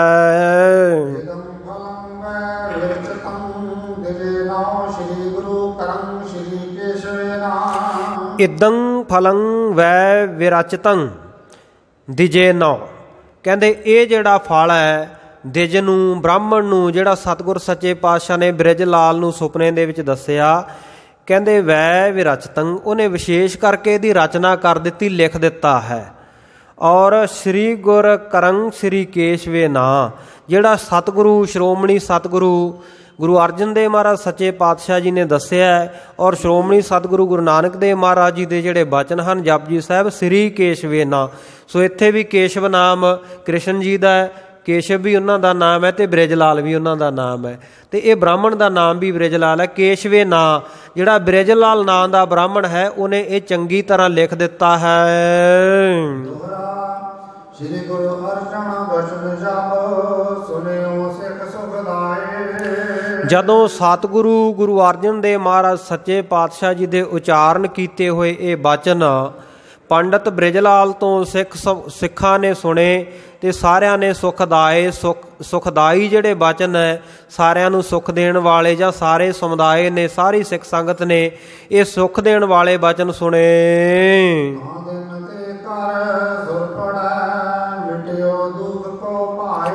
ਤੇ ਉਹ ਜਿਹੜਾ ਸਿੱਖ ਜਿਹਨੂੰ ਭੂਤ ਚਿੰਬੜਿਆ ਹੋਇਆ ਸੀ, ਉਹ ਵੀ ਸਤਿਗੁਰੂ ਜੀ ਦੇ ਚਰਨਾਂ ਵਿੱਚ ਬੁਲਾ ਲਿਆ ਸੀ ਸਤਿਗੁਰੂ ਨੇ ਸਿੱਖਾਂ ਨੂੰ ਭੇਜ ਕੇ। ਤੇ ਕਹਿੰਦੇ ਜਦੋਂ ਉਹ ਗੁਰੂ ਕੇ ਸਿੱਖ ਨੇ ਸੁਣੇ ਨਾ ਇਹ ਸੁਖਦਾਈ ਬਚਨ, ਕਹਿੰਦੇ ਉਸ ਦਿਨ ਤੋਂ ਬਾਅਦ ਉਹਦੇ ਘਰ ਦੇ ਵਿੱਚ, ਘਰ ਦਾ ਜਿਹੜਾ ਮਾਹੌਲ ਸਵਰਗਾਂ ਵਰਗਾ ਹੋ ਗਿਆ। ਉਹਨੂੰ ਭੂਤ ਪ੍ਰੇਤ ਜਿਹੜਾ ਸੀ, ਉਹਦਾ ਦੁੱਖ ਜਿਹੜਾ ਮਿਟ ਗਿਆ, ਛੱਡ ਗਿਆ।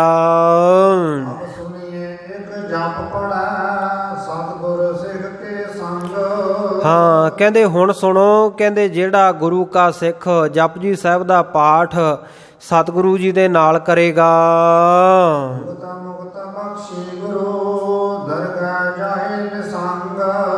ਕਹਿੰਦੇ ਉਹ ਗੁਰੂ ਕਾ ਸਿੱਖ ਜਦੋਂ ਪਾਠ ਕਰਨ ਲੱਗ ਗਿਆ ਨਾ ਨੇਮ ਦੇ ਅਨੁਸਾਰ, ਜਿਹਨੂੰ ਭੂਤ ਚਿੰਬੜਿਆ ਹੋਇਆ ਸੀ, ਜਪਜੀ ਸਾਹਿਬ ਦਾ ਸਤਿਗੁਰਾਂ ਦੇ ਸੰਗ, ਸਤਿਗੁਰਾਂ ਨੂੰ ਅੰਗ ਸੰਗ ਜਾਣ ਕੇ ਪਾਠ ਕਰਨ ਲੱਗ ਪਿਆ, ਭੁਗਤ ਮੁਕਤ ਬਖਸ਼ੀ ਗੁਰੂ ਦਰਗਹਿ ਜਾਹੇ ਨਸੰਗ। ਸਤਿਗੁਰਾਂ ਨੇ ਉਹਨੂੰ ਭੁਗਤੀ ਪਦਾਰਥ ਵੀ ਬਖਸ਼ ਦਿੱਤੇ, ਔਰ ਮੁਕਤੀ ਵੀ ਬਖਸ਼ ਦਿੱਤੀ, ਜਨਮ ਮਰਨ ਤੋਂ ਰਹਿਤ ਵੀ ਕਰ ਦਿੱਤਾ, ਔਰ ਦਰਗਹਿ ਜਾਏ ਨਸੰਗ। ਸਤਿਗੁਰਾਂ ਨੇ ਬਚਨ ਵੀ ਕਰ ਦਿੱਤਾ ਕਿ ਹੁਣ ਤੂੰ ਦਰਗਾਹ ਦੇ ਵਿੱਚ ਵੀ ਨਸੰਗ ਜਾਏਗਾ, ਤੈਨੂੰ ਕਿਸੇ ਪ੍ਰਕਾਰ ਦੀ ਰੋਕ ਨਹੀਂ ਹੋਏਗੀ। ਰੇ ਰੇ ਦਰਗਹਿ ਕਹੈ ਨਾ ਕੋਊ, ਆਓ ਬੈਠ ਆਦਰ ਸੁਭ ਦੇਊ, ਤੂੰ ਮਾਣ ਸਤਿਕਾਰ ਨਾਲ ਦਰਗਾਹ ਵਿੱਚ ਜਾਣ ਵਾਲਾ ਹੋ ਗਿਆ।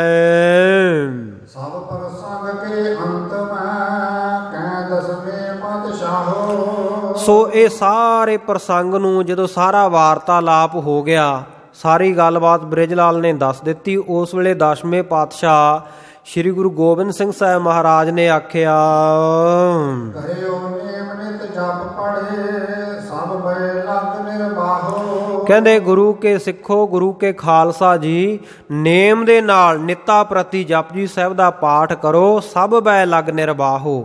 ਤੇ ਇਹ ਨਹੀਂ ਵੀ ਕੁਝ ਦਿਨ ਪੜ੍ਹ ਕੇ ਛੱਡ ਦਿੱਤਾ ਜਾਂ ਕਾਰਜ ਸਿੱਧੀ ਹੋ ਗਈ ਬਸ ਛੱਡ ਦਿੱਤਾ। ਕਹਿੰਦੇ ਸਭ ਬੈ ਲਗ ਨਿਰਬਾਹੋ, ਸਾਰੀ ਉਮਰ ਇਹ ਨਾਲ ਹੀ ਨਿਭਦਾ ਰਹੇ। ਭਾਵ ਤਾਂ ਜਦੋਂ ਤੇਰਾ ਅੰਤਮ ਸਮਾਂ ਆਵੇ ਨਾ, ਉਦੋਂ ਵੀ ਜਪਜੀ ਸਾਹਿਬ ਦਾ ਪਾਠ ਕਰਕੇ ਹੀ ਤੂੰ ਉਸ ਦਿਨ ਚੜ੍ਹਾਈ ਕਰੇ। ਕਹਿੰਦੇ ਜਿਹੜਾ ਐਸਾ ਗੁਰੂ ਕਾ ਸਿੱਖ ਨੇਮ ਦੇ ਨਾਲ ਜਪਜੀ ਸਾਹਿਬ ਦਾ ਪਾਠ ਓੜਕ ਤੱਕ ਕਰੇਗਾ, ਜੀਵਨ ਪ੍ਰਯੰਤ ਕਰੇਗਾ, ਕਹਿੰਦੇ ਉਹਨੂੰ ਆਤਮਦਰਸ਼ੀ ਮਹਾਂਪੁਰਖਾਂ ਵਾਲੀ ਗਤੀ ਅਵਸਥਾ ਦਸ਼ਾ ਉਹਦੀ ਪ੍ਰਾਪਤ ਹੋ ਜਾਵੇਗੀ ਉਸ ਨੂੰ। ਤੇ ਇਸ ਪ੍ਰਕਾਰ ਉਹਦੇ ਉੱਤੇ ਬਹੁਤ ਖੁਸ਼ੀਆਂ ਹੋਣਗੀਆਂ, ਗਤੀ ਪ੍ਰਾਪਤ ਹੋਏ, ਉਹਨੂੰ ਮੁਕਤੀ ਪ੍ਰਾਪਤ ਹੋ ਜਾਏਗੀ। ਜਪਜੀ ਸਾਹਿਬ ਦਾ ਨਿੱਤਾ ਪ੍ਰਤੀ ਪਾਠ ਕਰਨ ਵਾਲੇ ਦੇ ਅੰਗ ਸੰਗ ਹਮੇਸ਼ਾ ਸਤਿਗੁਰੂ ਜੀ ਰਹਿਣਗੇ ਸਹਾਇਕ ਬਣ ਕੇ।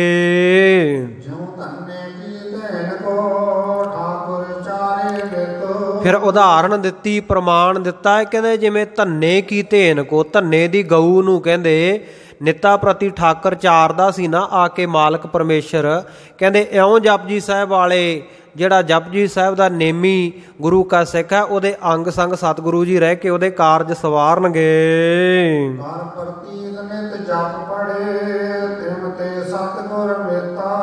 ਜਿਹੜਾ ਵੀ ਪ੍ਰਤੀਤੀ ਕਰਕੇ, ਭਾਵਨਾ ਕਰਕੇ, ਸ਼ਰਧਾ ਵਿਸ਼ਵਾਸ ਲਿਆ ਕੇ ਦ੍ਰਿੜਤਾ ਦੇ ਨਾਲ ਜਪਜੀ ਸਾਹਿਬ ਦਾ ਪਾਠ ਕਰੇਗਾ, ਤਿਮ ਤਿਹ ਸਤਿਗੁਰ ਮਿੱਤ। ਕਹਿੰਦੇ ਇਸੇ ਤਰ੍ਹਾਂ ਧੰਨੇ ਭਗਤ ਵਾਂਗੂ ਸਤਿਗੁਰ ਸੱਚੇ ਪਾਤਸ਼ਾਹ ਜੀ ਉਹਦੇ ਮਿੱਤਰ ਬਣ ਕੇ ਨਾਲ ਰਹਿਣਗੇ।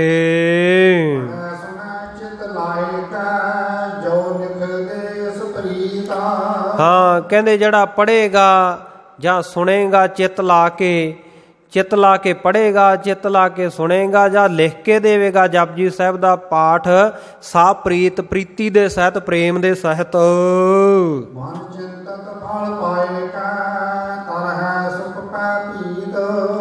ਕਹਿੰਦੇ ਮਨ ਇੱਛੇ ਫਲ ਦੀ ਉਹਨੂੰ ਪ੍ਰਾਪਤੀ ਹੋਏਗੀ ਤੇ ਉਹ ਜਿਹੜਾ ਗੁਰੂ ਕਾ ਸਿੱਖ ਉਹਦਾ ਪਾਰ ਉਤਾਰਾ ਹੋ ਜਾਏਗਾ। ਜਿਹੜਾ ਭੈ ਭੀਤ ਕਰਨ ਵਾਲਾ ਸੰਸਾਰ ਸਮੁੰਦਰ ਹੈ ਨਾ, ਇਸ ਜਹਾਨ ਤੋਂ ਉਹ ਤਰ ਜਾਵੇਗਾ।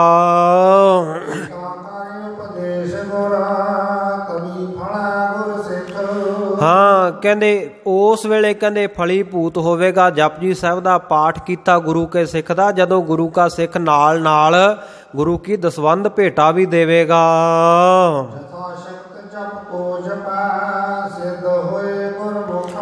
ਤੇ ਜਥਾ ਸ਼ਕਤੀ ਜਿੰਨਾ ਜਿੰਨਾ ਵੀ ਜਿਹਦੇ ਕੋਲੋਂ ਸਮਾਂ ਬਣ ਸਕਦਾ ਹੈ, ਜਿਸ ਤਰੀਕੇ ਦੇ ਨਾਲ ਜਪਜੀ ਸਾਹਿਬ ਦਾ ਪਾਠ ਗੁਰੂ ਕਾ ਸਿੱਖ ਕਰ ਸਕਦਾ ਹੈ, ਸੋ ਗੁਰੂ ਕੇ ਸਿੱਖ ਨੂੰ ਗੁਰਮੁਖ ਬਣ ਕੇ, ਗੁਰੂ ਵਾਲਾ ਬਣ ਕੇ, ਭਾਵ ਅੰਮ੍ਰਿਤ ਛਕ ਕੇ, ਗੁਰੂ ਧਾਰਨ ਕਰਕੇ ਫਿਰ ਕਹਿੰਦੇ ਜਪਜੀ ਸਾਹਿਬ ਦਾ ਪਾਠ ਕਰਨਾ ਚਾਹੀਦਾ ਤੇ ਚੰਗੀ ਤਰ੍ਹਾਂ ਫਲੀਭੂਤ ਹੋਵੇਗਾ।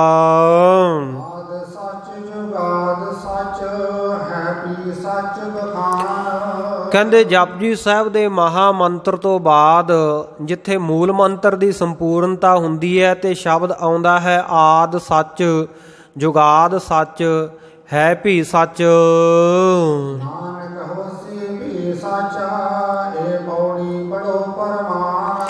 ਕਹਿੰਦੇ ਨਾਨਕ ਹੋਸੀ ਭੀ ਸੱਚ, ਇੱਥੋਂ ਤੱਕ ਕਹਿੰਦੇ ਸੰਪੂਰਨ ਜਿਹੜਾ ਮੂਲ ਮੰਤਰ ਹੈ ਇਹਨੂੰ ਕਹਿੰਦੇ ਪ੍ਰਮਾਣਿਕ ਮੰਨ ਕੇ ਪੜ੍ਹੋ ਔਰ ਪ੍ਰਮਾਣ ਵਿਸ਼ੇਸ਼ ਕਰਕੇ ਮਾਣ ਆਦਰ ਸਤਿਕਾਰ ਦੇ ਸਹਿਤ ਪੜ੍ਹੋ।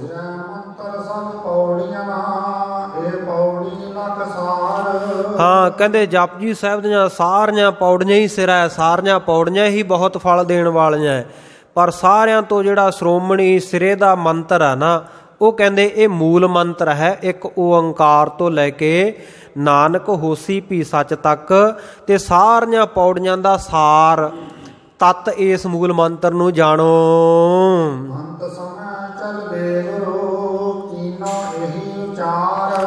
ਕਹਿੰਦੇ ਅੰਤਮ ਸਮੇਂ ਸਤਿਗੁਰ ਸੱਚੇ ਪਾਤਸ਼ਾਹ ਜੀ ਤੋਂ ਚੱਲੇ ਆ ਨਾ ਇਸ ਜਹਾਨ ਦੇ ਉੱਤੋਂ, ਸਤਿਗੁਰੂ ਗੁਰੂ ਤੇਗ ਬਹਾਦਰ ਸਾਹਿਬ ਮਹਾਰਾਜ ਸੱਚੇ ਪਾਤਸ਼ਾਹ ਸ਼ਹਾਦਤ ਦਿੱਤੀ ਆ ਜਦੋਂ ਉਹਨਾਂ ਨੇ, ਤੇ ਕਹਿੰਦੇ ਉਸ ਵੇਲੇ ਉਹਨਾਂ ਨੇ ਜਪਜੀ ਸਾਹਿਬ ਦਾ ਪਾਠ ਹੀ ਕੀਤਾ ਸੀ। ਖੂਹ ਤੋਂ ਇਸ਼ਨਾਨ ਕੀਤਾ, ਬੋਹੜ ਦੇ ਰੁੱਖ ਦੇ ਹੇਠਾਂ ਬਹਿ ਗਏ ਸਨ ਤੇ ਆਖਿਆ ਸੀ, ਭਾਈ ਜਦੋਂ ਮੈਂ ਜਪਜੀ ਸਾਹਿਬ ਦਾ ਪਾਠ ਕਰਕੇ ਤੇ ਅਕਾਲ ਪੁਰਖ ਵਾਹਿਗੁਰੂ ਨੂੰ ਨਤਮਸਤਕ ਹੋਵਾਂਗਾ, ਸਿਰ ਝੁਕਾਵਾਂਗਾ, ਉਸ ਵੇਲੇ ਤਲਵਾਰ ਦਾ ਵਾਰ ਕਰਿਓ। ਜਪਜੀ ਸਾਹਿਬ ਦਾ ਪਾਠ ਕਰਕੇ ਗੁਰੂ ਤੇਗ ਬਹਾਦਰ ਸਾਹਿਬ ਮਹਾਰਾਜ ਨੇ ਜਦੋਂ ਸੀਸ ਨਵਾਇਆ ਸੀ, ਉਸ ਵੇਲੇ ਜਲਾਦ ਨੇ ਫਿਰ ਉਹਨਾਂ ਦੇ ਸੀਸ ਦੇ ਉੱਤੇ, ਗਰਦਨ ਦੇ ਉੱਤੇ ਵਾਰ ਕੀਤਾ ਸੀ। ਫਿਰ ਠੀਕਰ ਫੋਰ ਦਲੀਸ ਸਿਰ ਪ੍ਰਭਪੁਰ ਕੀਆ ਪਿਆਨ, ਤੇਗ ਬਹਾਦਰ ਸੀ ਕਿਰਿਆ ਕਰੀ ਨਾ ਕਿਨਹੂ ਆਨ। ਗੁਰੂ ਤੇਗ ਬਹਾਦਰ ਸਾਹਿਬ ਮਹਾਰਾਜ ਸੱਚੇ ਪਾਤਸ਼ਾਹ ਜੀ ਨੇ ਇੱਕ ਕਲਯੁਗ ਦੇ ਵਿੱਚ ਵੱਡਾ ਸਾਕਾ, ਕੀਨੋ ਵੱਡੋ ਕਲੂਮੈ ਸਾਕਾ ਕੀਤਾ ਸੀ। ਸੋ ਇਸੇ ਪ੍ਰਕਾਰ ਜੇ ਕਵੀ ਜੀ ਦੇ ਬਚਨ ਇੱਥੇ ਮੰਨੀਏ ਵੀ ਉਹਨਾਂ ਨੇ ਆਪਣੇ ਵੱਲੋਂ ਲਿਖੇ ਹੈ, ਤਾਂ ਸਤਿਗੁਰੂ ਗੁਰੂ ਗੋਬਿੰਦ ਸਿੰਘ ਸਾਹਿਬ ਮਹਾਰਾਜ ਸੱਚੇ ਪਾਤਸ਼ਾਹ ਜਦੋਂ ਹਜ਼ੂਰ ਸਾਹਿਬ ਦੀ ਧਰਤੀ ਦੇ ਉੱਤੇ ਤੇ ਦੇਹੀ ਨੂੰ ਅਲੋਪ ਕੀਤਾ ਹੈ, ਕਹਿੰਦੇ ਉਸ ਵੇਲੇ ਵੀ ਸਤਿਗੁਰ ਸੱਚੇ ਪਾਤਸ਼ਾਹ ਨੇ ਜਪਜੀ ਸਾਹਿਬ ਦਾ ਪਾਠ ਕਰਕੇ ਫਿਰ ਦੇਹ ਨੂੰ ਅਲੋਪ ਕੀਤਾ ਸੀ। ਸਤਿਨਾਮ ਸਤਿਗੁਰ ਪ੍ਰਸਾਦ ਸਿਧ ਮੰਤਰ ਏ ਜਾਨ। ਹਾਂ, ਇੱਕ ਓੰਕਾਰ ਤੋਂ ਲੈ ਕੇ ਸਤਨਾਮ ਕਰਤਾ ਪੁਰਖ ਨਿਰਭਉ ਨਿਰਵੈਰ ਅਕਾਲ ਮੂਰਤ ਅਜੂਨੀ ਸਾਹਿਬ ਭੰਗੁਰ ਪ੍ਰਸਾਦ, ਇਹ ਜਿਹੜਾ ਮਹਾ ਮੰਤਰ ਹੈ ਨਾ, ਕਹਿੰਦੇ ਇਹਨੂੰ ਸਤਿਗੁਰੂ ਨਾਨਕ ਦੇਵ ਮਹਾਰਾਜ ਸੱਚੇ ਪਾਤਸ਼ਾਹ ਜੀ ਨੇ ਸਿੱਧ ਮੰਤਰ ਦਿੱਤਾ ਹੋਇਆ ਹੈ। ਕਹਿੰਦੇ ਇਉਂ ਜਾਣੋ ਕਿ ਸਤਿਗੁਰ ਨੇ ਜਪ ਜਪ ਕੇ ਇਹ ਮੰਤਰ ਸਿੱਧ ਕੀਤਾ ਹੋਇਆ ਹੈ।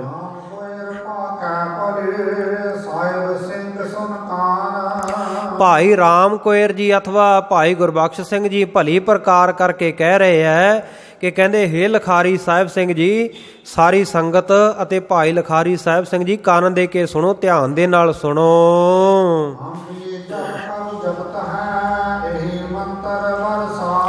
ਕਹਿੰਦੇ ਜਪ ਕਬ, ਜਦੋਂ ਵੀ, ਕਹਿੰਦੇ ਹਮੇਸ਼ਾ ਹੀ, ਕਹਿੰਦੇ ਜਦੋਂ ਵੀ ਮੈਂ ਜਪਦਾ ਹਾਂ ਤਾਂ ਮੈਂ ਵੀ ਇਹੀ ਮੰਤਰ ਨੂੰ ਸ੍ਰੇਸ਼ਟ ਜਾਣ ਕੇ, ਮੂਲ ਮੰਤਰ ਨੂੰ ਇੱਕ ਓੰਕਾਰ ਤੋਂ ਲੈ ਕੇ ਨਾਨਕ ਹੋਸੀ ਭੀ ਸੱਚ ਤੱਕ ਜਪਦਾ ਹਾਂ।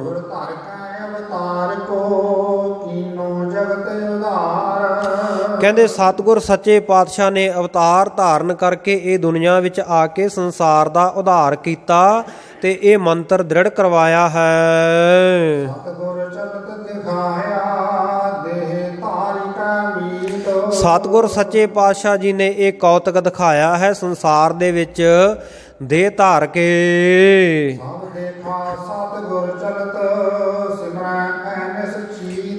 ਸਾਰਿਆਂ ਨੇ ਦੇਖਿਆ ਸਤਿਗੁਰ ਸੱਚੇ ਪਾਤਸ਼ਾਹ ਜੀ ਦਾ ਜਿਹੜਾ ਇਹ ਕੌਤਕ ਹੈ, ਤੇ ਦਿਨ ਰਾਤ ਸਤਿਗੁਰ ਸੱਚੇ ਪਾਤਸ਼ਾਹ ਜੀ ਨੂੰ ਸਾਰੇ ਚੇਤੇ ਕਰਦੇ ਆ। ਸਤਿਗੁਰੂ ਦੇ ਕੌਤਕਾਂ ਨੂੰ ਮੈਂ ਵੀ ਚੇਤੇ ਕਰਦਾ ਹਾਂ, ਜਿਸ ਪ੍ਰਕਾਰ ਦੇ ਸਤਿਗੁਰੂ ਜੀ ਨੇ ਕੌਤਕ ਵਰਤਾਏ ਹਨ।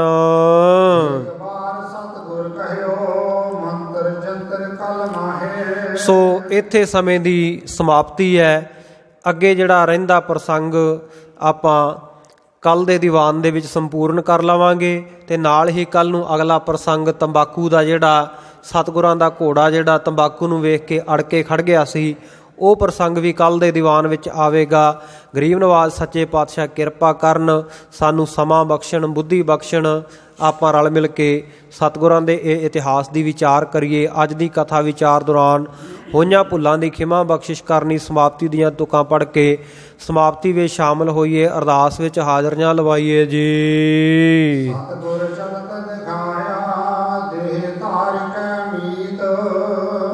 ਸਭ ਦੇਖਾ ਸਤਿਗੁਰ ਚਲਤ ਸਿਮਰੈ ਐਨਿਸ ਚੀਤ। ਵਾਹਿਗੁਰੂ ਜੀ ਕਾ ਖਾਲਸਾ, ਵਾਹਿਗੁਰੂ ਜੀ ਕੀ ਫਤਿਹ।